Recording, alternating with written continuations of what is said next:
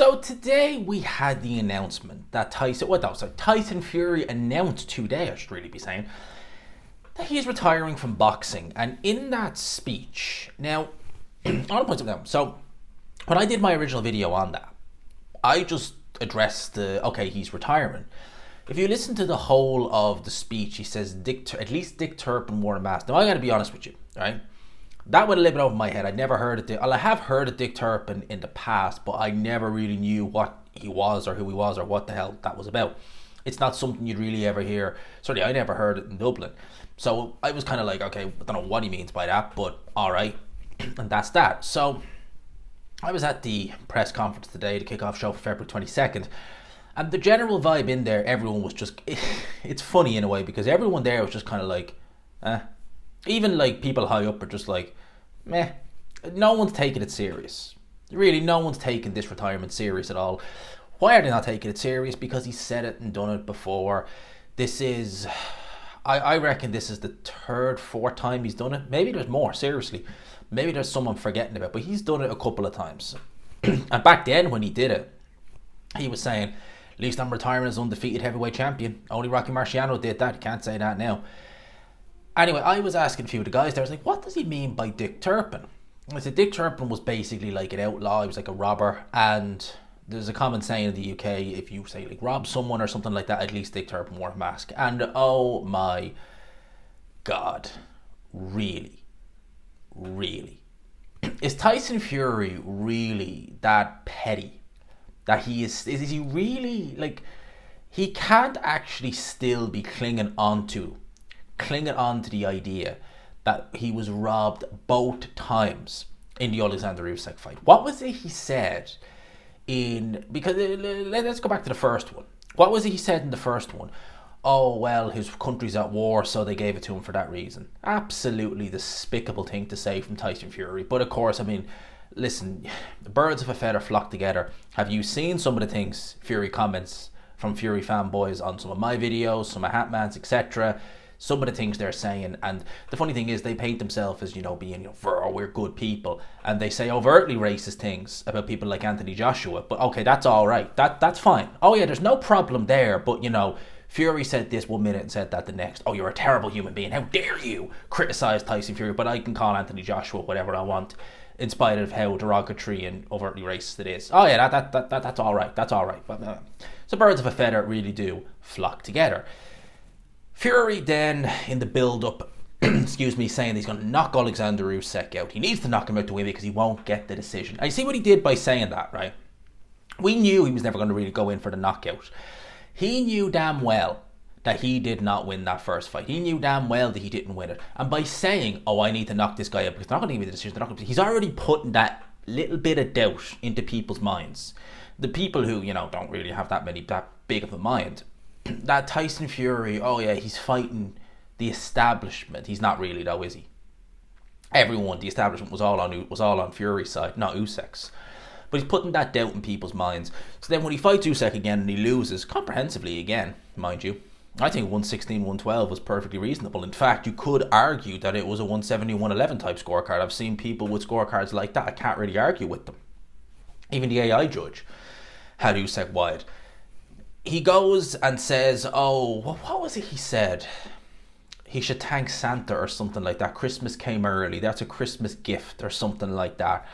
Again, refusing to even acknowledge. And of course, when you have a load of yes men like, Spencer Brown, I'm going to say Ben Davison because you all know about Ben Davison. We know who his allegiance really is to Ben Davison, boxer-sized Ben. Even though he is a good coach, he is a Fury fanboy true and true. He really is. I get the fact you can be mates with the guy, fair enough, but seriously. And then he goes quiet over the course of Christmas, fair enough, have Christmas with your family, all that good stuff. The Ring Magazine award shows were on last weekend. No sign of Tyson Fury. No sign of him whatsoever. All right? And you'd think with a big show like that, he would at least, make his presence known, at least to, go out and, see. No sign of that.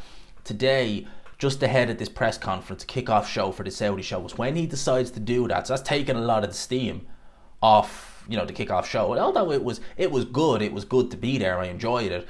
There wasn't anything really to write home about. Daniel Dubois, man, a few words to say the least.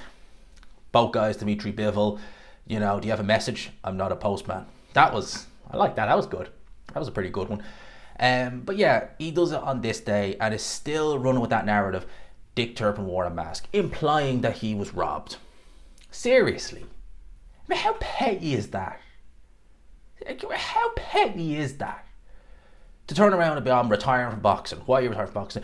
Because I didn't get a decision that I thought I won. You're the only person who thought you won that fight, Tyson Fury. No, sorry. Apart from your sycophantic fanboys. Apart from those guys. But they're irrelevant. We don't worry about them.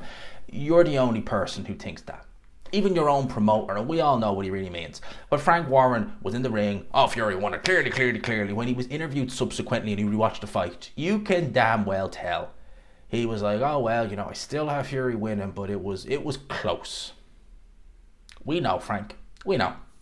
So now he's retiring, apparently. And do you know what's going to happen?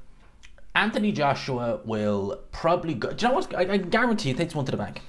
Anthony Joshua probably now will be put in a situation where, okay, the Fury fight is maybe off the table, unless Turki Al-Sheikh writes him an enormous figure, which, he's written enormous checks for him before. Even Spencer Brown was saying he didn't even know that Fury had retired or was going to do that. He'll wait and see what happens with AJ. He'll wait and see that. If AJ fights a Martin Piccoli, we'll say, and he gets splattered all over the canvas again, or if he fights he won't rematch Dubois because they're going to push ahead with Usyk if he beats Parker.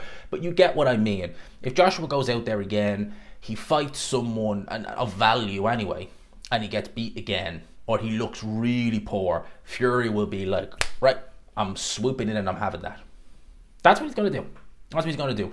Either that, or, he'll try and keep Anthony Joshua guessing. You will hear talks behind the scene, maybe this fight will happen. No, I'm retired. A bit like what happened a couple of years ago with the whole Deontay Wilder thing. Anthony Joshua having to kick the can down the road. Are we going to get Fury? Oh, we're going to get Fury. Eddie Hearn. Oh, yeah, we're getting Fury. Tyson Fury. August, I spoke with Prince Khalid. It's going to happen.